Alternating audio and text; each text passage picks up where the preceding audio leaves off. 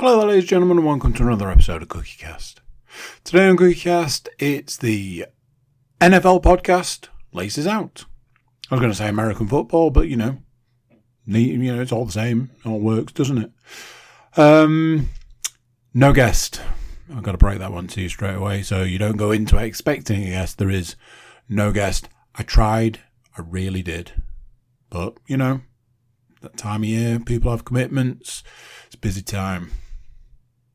Before we get started, please do consider like, share, subscribe and comment. Leave a review where you can leave a review.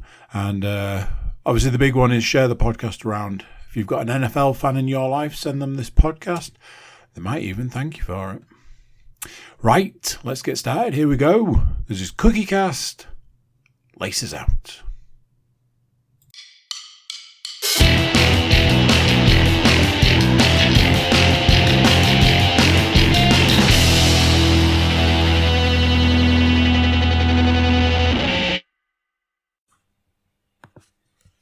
Recording in progress.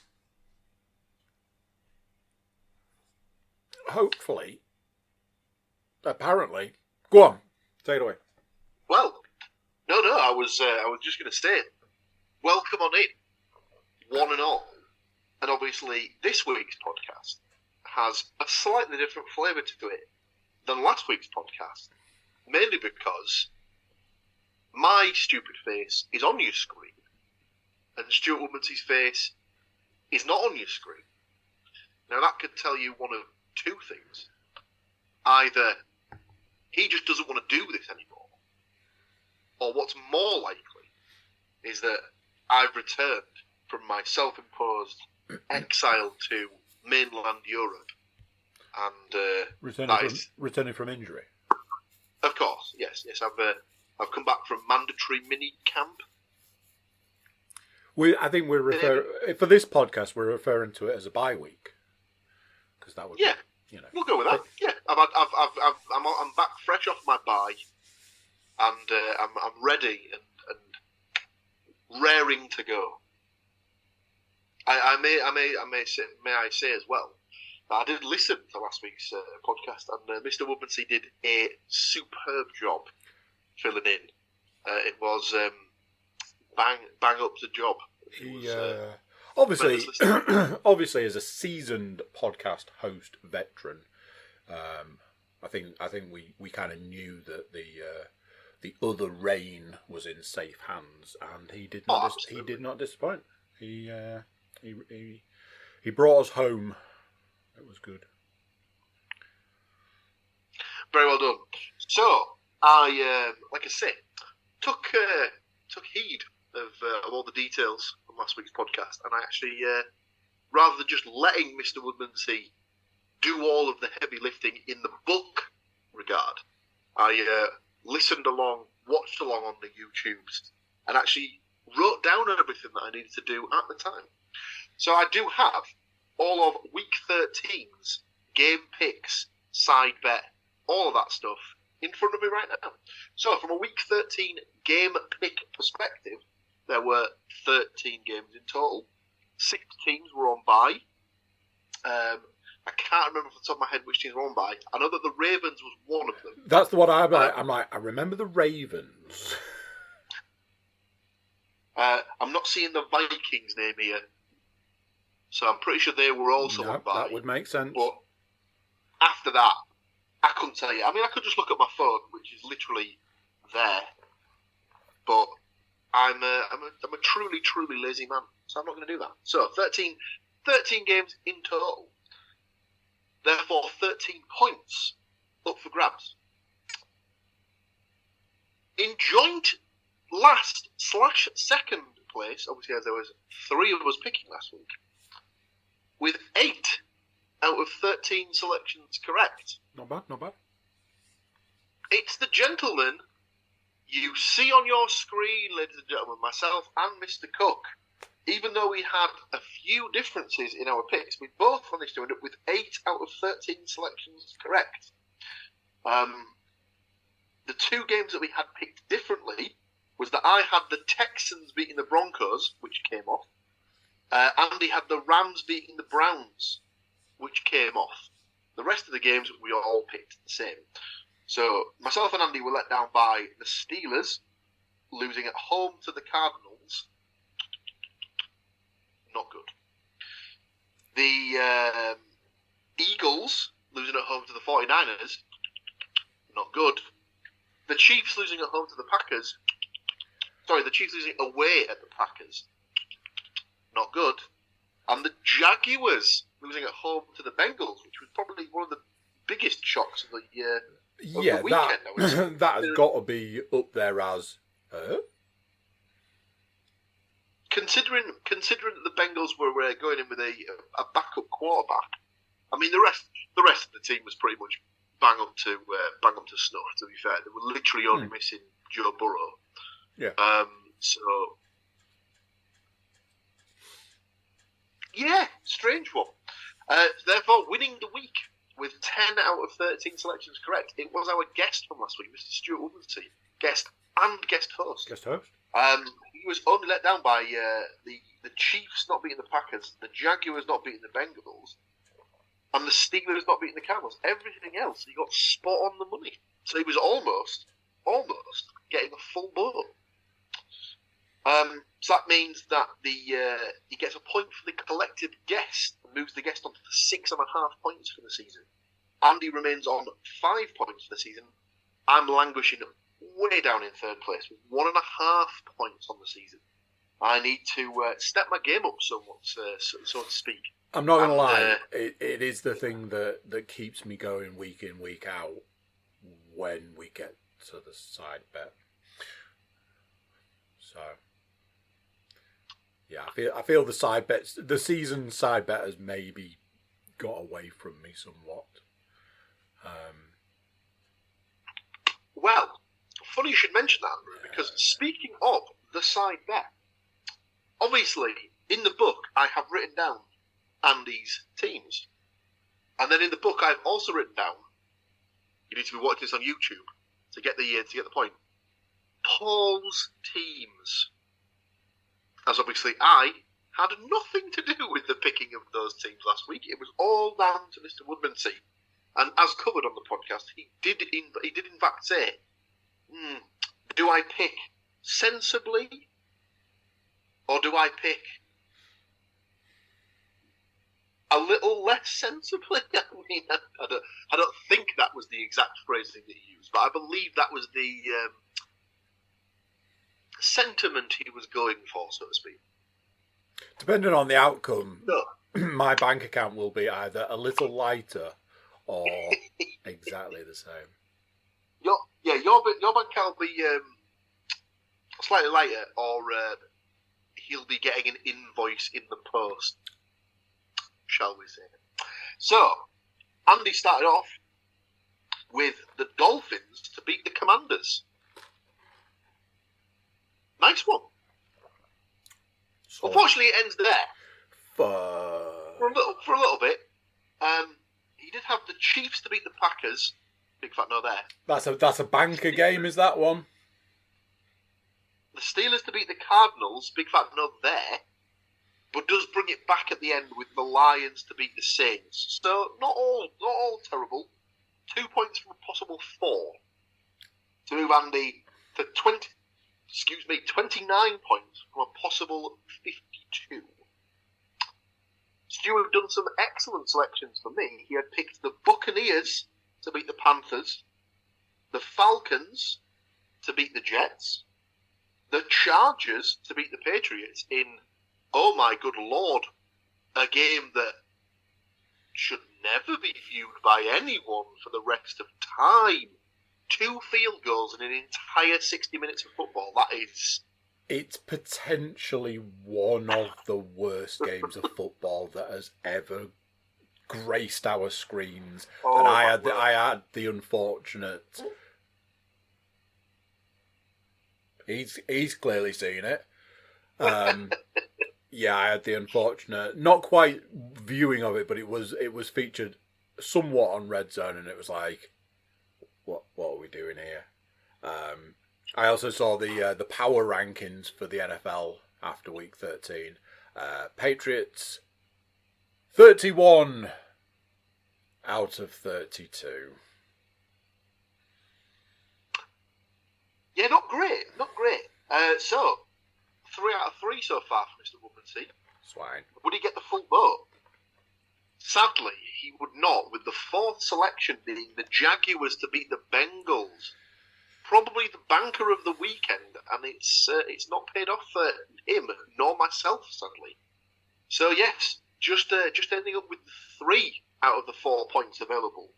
Move myself onto 37 from a possible 52 points.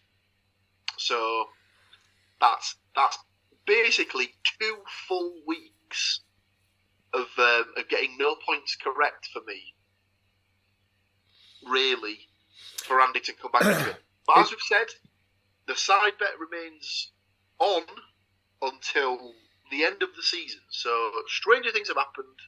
Andy came back from a large deficit last season. It's still all to play for. Yeah, we might have to start considering a handicap, like I don't know. You only get 3 picks, something like that. Yeah, we could do that. The bigger the gap gets, the more of my selections you get. Yeah. I get 6 picks and no deductions. If I get it wrong, I don't lose a point. I like it. I like it very much. So that's your week 13 game picks and side bet gone through. And I know for a fact that, as having checked my phone, the Stats Mistress has done a stupendous job in providing week 13 stats.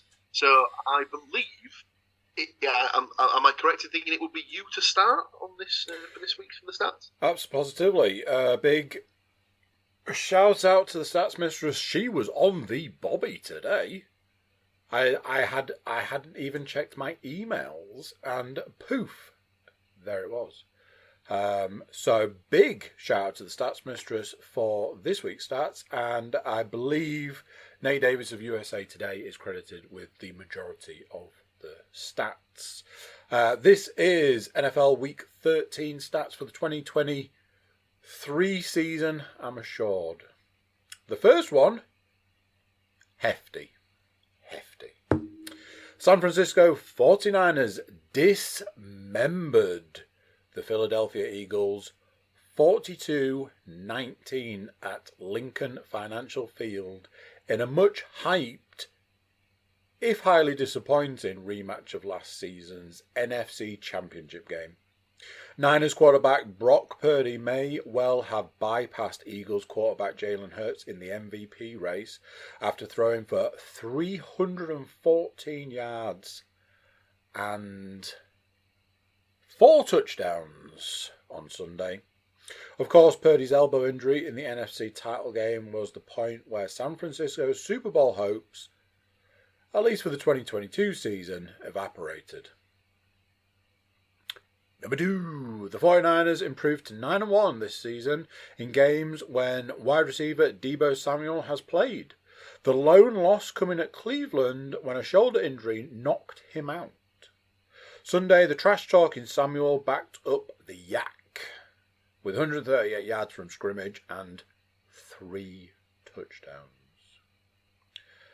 Number 3, and we are sticking with San Francisco. San Francisco running back Christian McCaffrey's 2-yard touchdown run made him the 3rd player in NFL history with 50 touchdowns on the ground and 25 more via reception. He joins Hall of Famers Lenny Moore and Marshall Faulk. Number 4.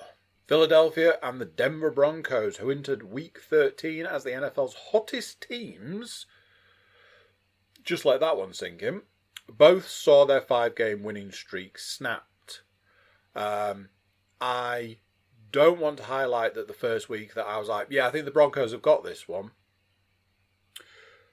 Number 5, the Dolphins wide receiver, Tyreek Hill, finished with 5 catches for 157 yards and 2 touchdowns. His league-leading 1,481 receiving yards are the most ever through a dozen games during the Super Bowl era since 1966.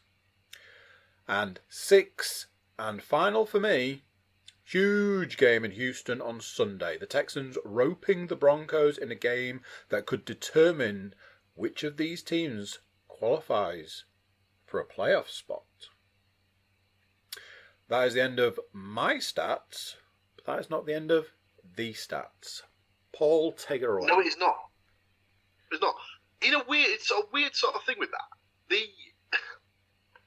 The AFC South went from being like the sort of joke division in football to like overnight becoming like actually competitive again. Yeah. And it's very interesting to see. Yeah.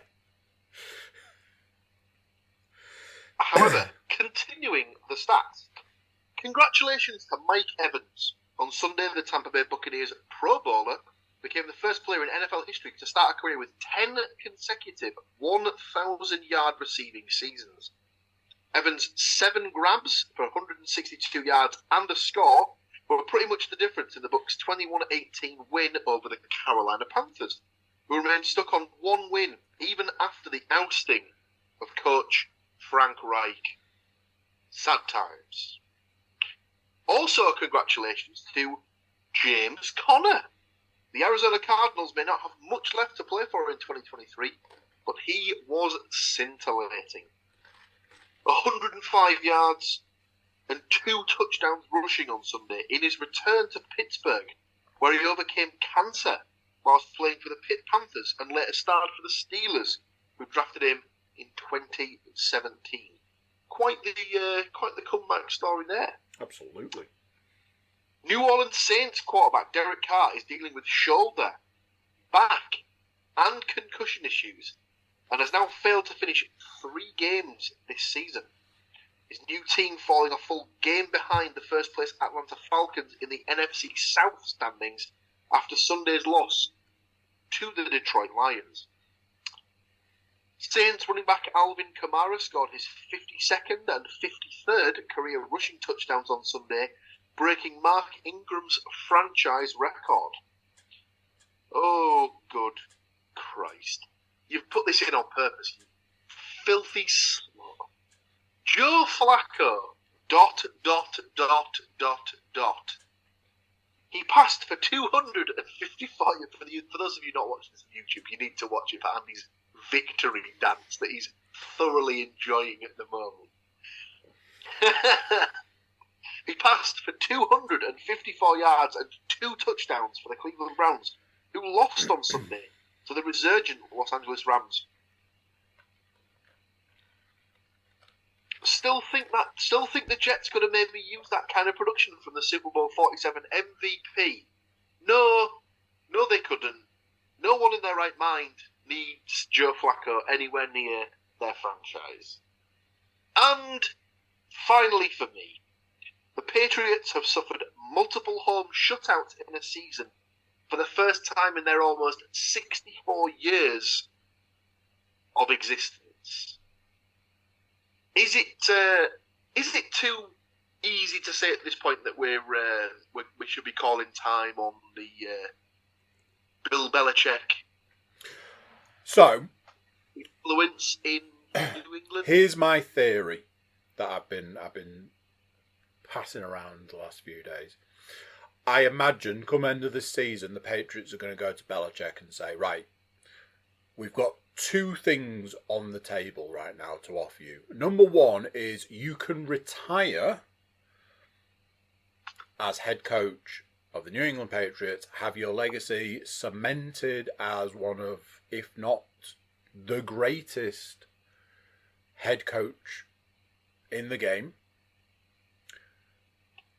Or we're going to fire you, and you best hope that the Jets have got your number on speed dial. I think realistically there has to come a point where you have to be able to say that the game has maybe passed you by, even if at one point you were arguably the greatest head coach in the history of the game.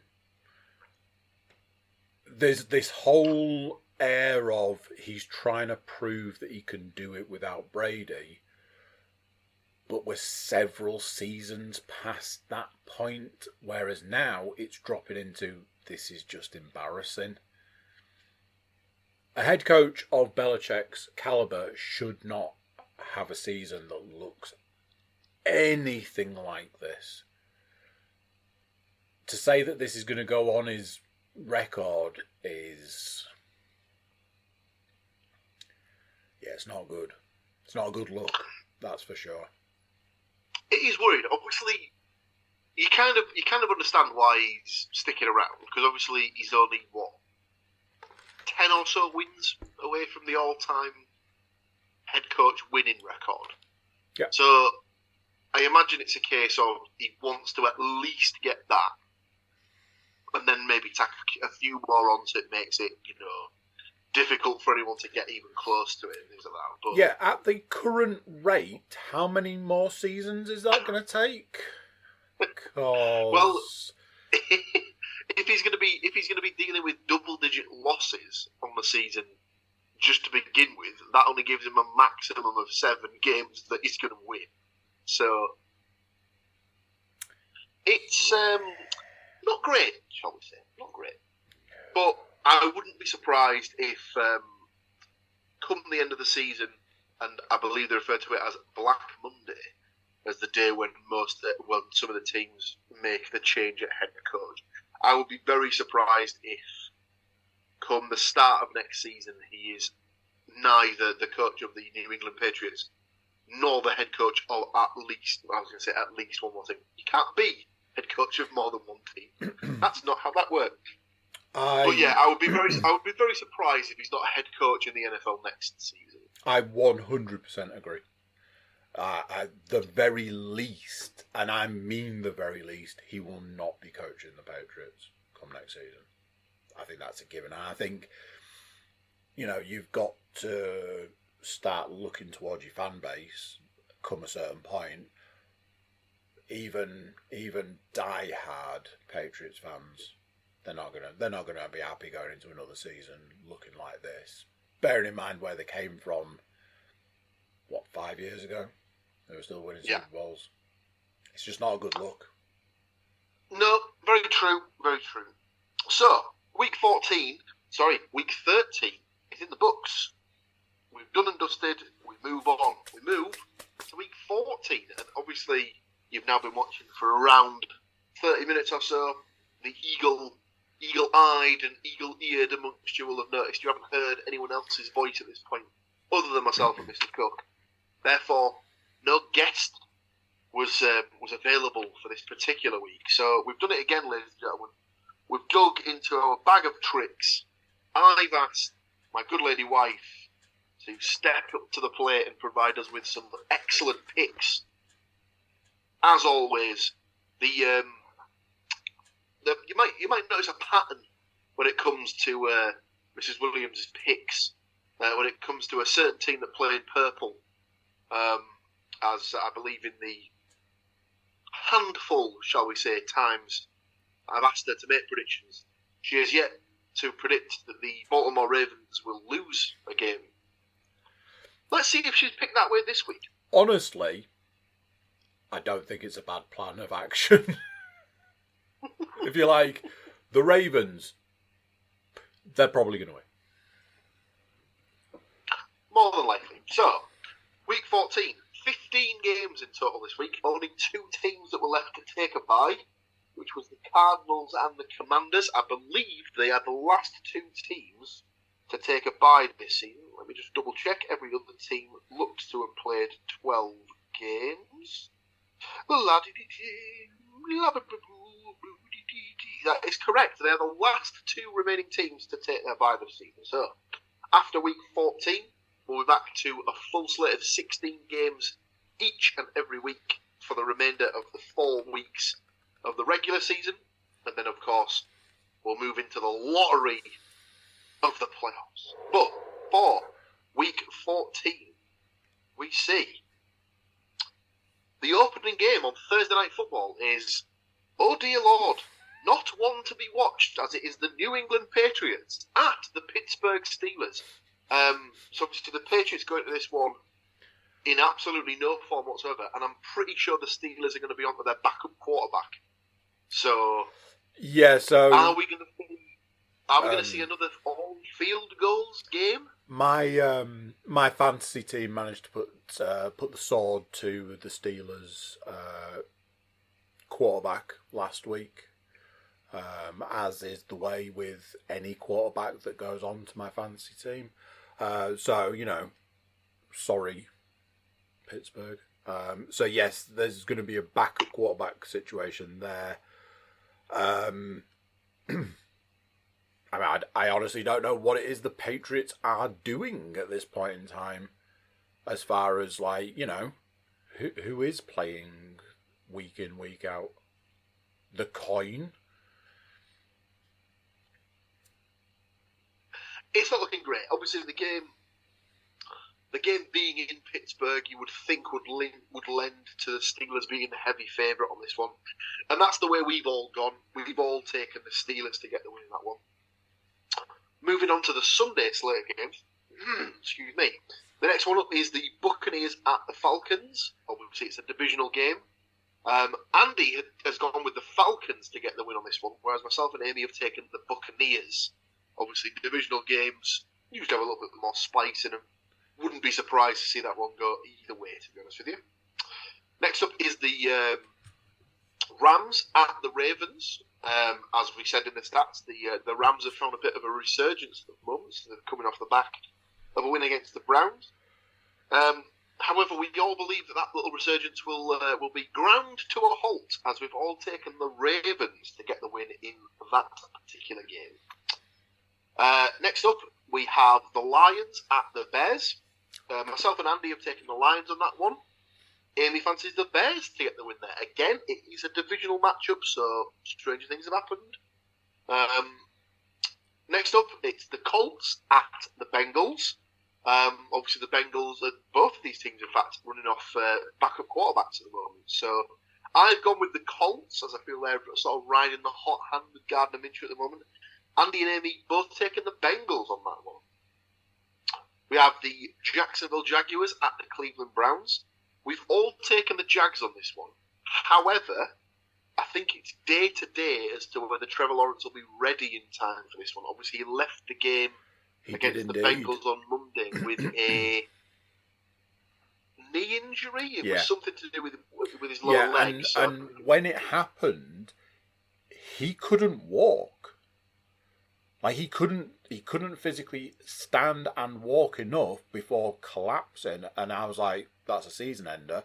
And then they've come out and gone, oh, it's a high ankle sprain, so he's still eligible. And obviously they'll work on it over the course of a week, but it looked bad. Strange on that as well. I saw someone had commented as well that he had to be helped to the locker room. Yeah.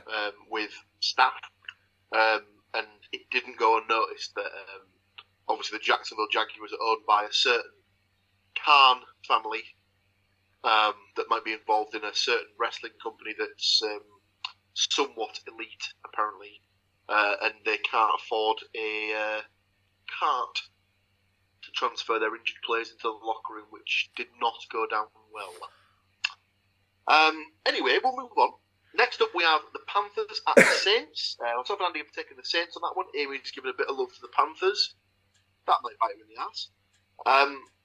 Texans at Jets is the next game, but we've all taken the Texans on that one. No great surprise there, to be honest with you. That's the last of the 6 p.m. slot of games.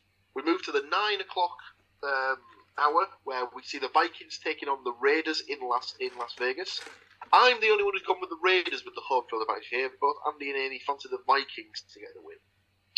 Next up, we have the Seahawks at the 49ers in another divisional matchup. 49ers for me and Andy.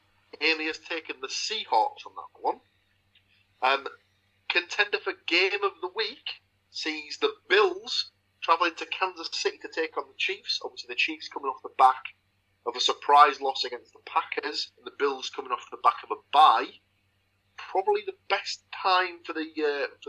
well, I was going to say the best time. Probably not the best time for the Bills to be playing the Chiefs, as obviously the Chiefs will be licking their wounds somewhat coming off the back of that loss. Me and Andy have both backed the Chiefs to get the win on that one, whereas Amy has taken the Bills. We'll be interested to see how that one goes. A couple more games left. We have the Broncos at the Chargers. Andy and Amy have taken the Broncos, whereas I've gone with the Chargers on that one. The Monday Night Football, not the Monday Night Football, the Sunday Night Football sees the Eagles travel to Dallas to take on the Cowboys. Andy has gone with the Eagles, whereas myself and Amy have given home field advantage to the Cowboys. That one will be tasty. And not for the first time this season, we have a double header on Monday Night Football. Not entirely sure why they've done that. It might be something to do with the college football scenario. That might be the end of college football, so that might be why they've double stacked Monday night. Not entirely sure. But we have the Titans at the Dolphins, and at the same time, it's the Packers at the Giants. So there'll be a bit of a simulcast sort of situation going on there for American viewers, somewhat. Myself and Andy have taken the Dolphins to beat the Titans, whereas Amy has taken the Titans on that one. And we've all backed the Packers to get the win against the Giants. No great shock there. That's the Week 14 game picks, done and dusted. It's only left for me and Andy to do our 4 side bet picks each. But before we do that, we're just going to compose ourselves, dust ourselves off, then come back at you refreshed and ready and roaring to go. So you guys don't need to do anything. It'll just update instantaneously in your feed. But we're going to step away for just a couple of moments. Recording in progress. See? Told you. Almost instantaneous, that. So, Week 14's game picks in the books. We just need to put together our 4 picks each for the side bet, and then we'll be out of your hair. So, obviously Andy comes into this behind by 8. It's up to you, sir, if you want to pick first or whether you want to put me into that. I'm going to go first dibs. Okay. And a system that is tried and true, I'm going to implement here and now by picking the New Orleans Saints to beat the 1-11 Carolina Panthers.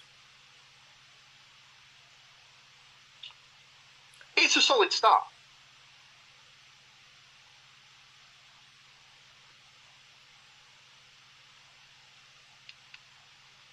On a similar vein, I will go for the Baltimore Ravens to beat the Los Angeles Rams.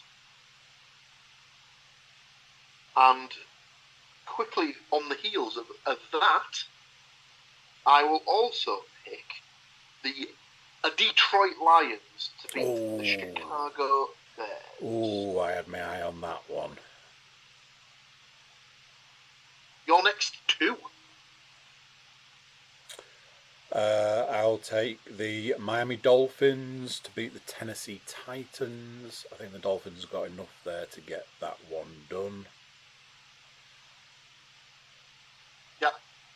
And I will take the San Francisco 49ers to beat the Seattle Seahawks. Pains me to say it, but again, I think the 49ers have got enough there to get that one taken care of.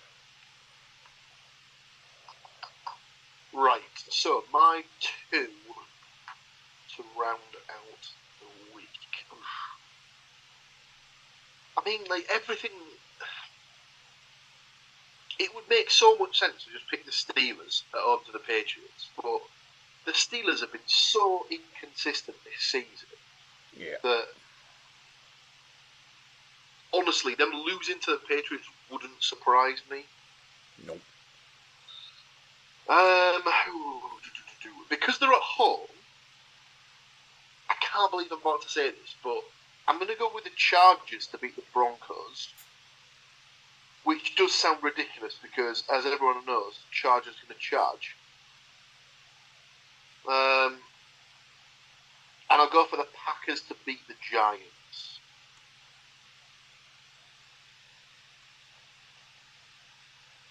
Which just leaves you to close us out for the week, sir. It's one of those where I feel like it's very much in the realms of dubious pick, but with everything that the Jets have got going on and their announcement from today, a tee-hee-hee, I will take the Houston Texans to beat the New York Jets. It's one that I looked at. I couldn't bring myself to do it. Like, for some bizarre, strange reason, the Jets being at home does odd things to that team. Yeah, honestly, if I end up going, like, I'm not saying that like all the others, but if it ended up being like, oh, you got 3 out of 4 picks, this is the one I expect to be the one that I get shafted on in comparison to the others. Because it's just such a, when you've got that whole, like, Zach Wilson's been through the ringer this season, but rightly so, because, I mean, do we remember the point in time where he couldn't even walk out onto the field without falling over? But it also has that air of, if that was you would want to go out and prove yourself. Now, obviously, this won't be the first time of him having that opportunity and failing miserably, but a game like this is like, I could just prove them all wrong just this once. So yeah, that it was one of those where I was like, you've probably got to look at what's going on internally and just think that they can't possibly be all that synced up with a week-on-week quarterback change. So yeah. So, as a quick recap, Andy's taken the following 4 teams. The Saints at home to the Carolina Panthers. The Dolphins at home to the Tennessee Titans. The 49ers at home to the Seahawks. And the Houston Texans away at the New York Jets. I have got the Baltimore Ravens at home to the Los Angeles Rams. The Detroit Lions at the Chicago Bears. The Los Angeles Chargers at home to the Denver Broncos, and the Green Bay Packers at the New York Giants. Interesting stuff. Like we say, 8 points the difference. I think Andy's still in this. I think that could disappear in a couple of weeks with some. I mean, as you said, on my side, I'm pretty sure it was round about this time last season that the tables were just well and truly flipped, to the point that we went into the last game of the season going, well, good luck to you, sir, because it's been a ride. So, I'm literally looking at it here. Going into week 14,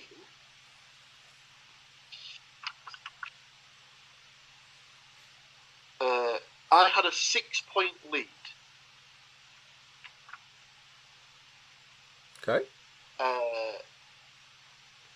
That remained a 6-point lead after week 14. Going into week 16, I had a 4-point lead, which you brought back. Okay. And then obviously going into week 17, it was down to 2 points. Down to week 18, it was 1 point. It went back up to 2 points, then to 1 point, and then finally on the week of the Super Bowl, it was neck and neck. So, listen, like we've said, strange things have happened. It's only 8 points. All to play for. It can all still change. There you have it, ladies and gentlemen. That is your week of NFL nonsense brought to a close. Thank you to Mr. Cook. And do you know what? I will say thank you to you, but I'd like to dive back and say thank you to Mr. Woodmansey for diving in and taking the reins alongside your good self last week. Did a stellar job. Thank you kindly.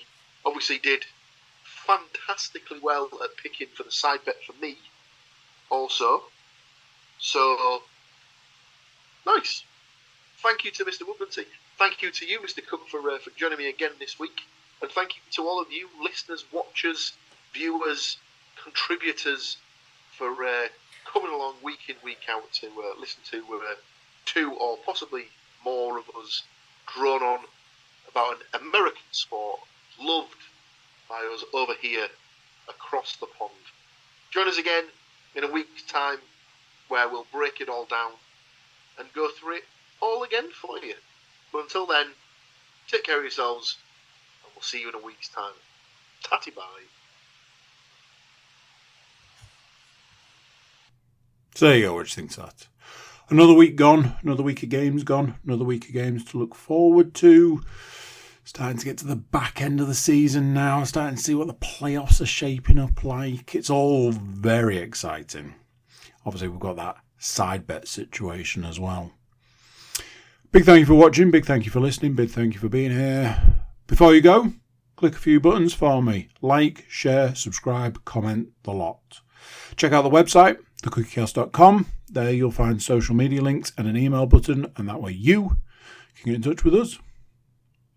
That's it for this one. Until next time, I'm going to say bye, and I'll see you then. Thank you for listening to this episode of CookieCast.